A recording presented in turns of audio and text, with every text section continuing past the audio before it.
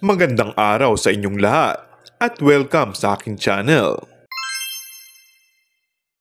Umamin na ang aktor na si Paulo Avellino sa tunay na estado ng kanyang love life.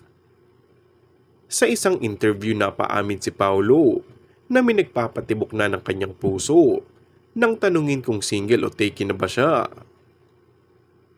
Ayon din sa aktor, sa isang relasyon, kailangang intindihin ng kapareha kung ano ang pinanggagalingan nito.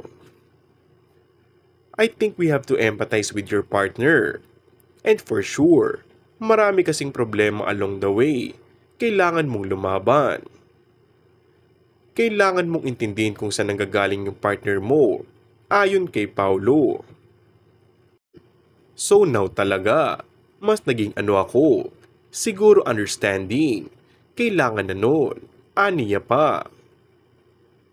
Ayon pa kay Paulo, mga edad 39 at 40 ang ideal age ng pagpapakasal. Ang nagustuhan niya rin sa isang babae ay someone who is smart and understanding. Say ng ilan, parang si Kim Chiu na nga ang pinasasaringan ni Paulo na gustong pakasalan. Masaya naman ang mga fan nila Kim Chiu dahil napag-usapan din na nga ang Kim Pao topic.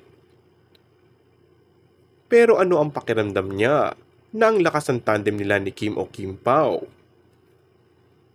I'm very appreciative for them to keep on posting, keep on tweeting. That takes time and effort. And I appreciate time and effort.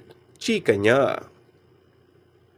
Pero sa mga fan, sapat na yung para kiligin sila. In-assume nga agad na sila syempre ni Kim ang tinutukoy ni Paulo.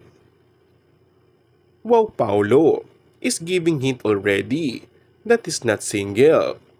As a Kim Pao fan, so proud of him for being honest. Hindi na kailangan maghintay ng confirmation.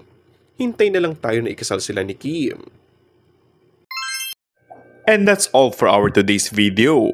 Kung bago ka lang sa aking channel ay mag-subscribe at pindutin na rin ang notification bell. Maraming salamat!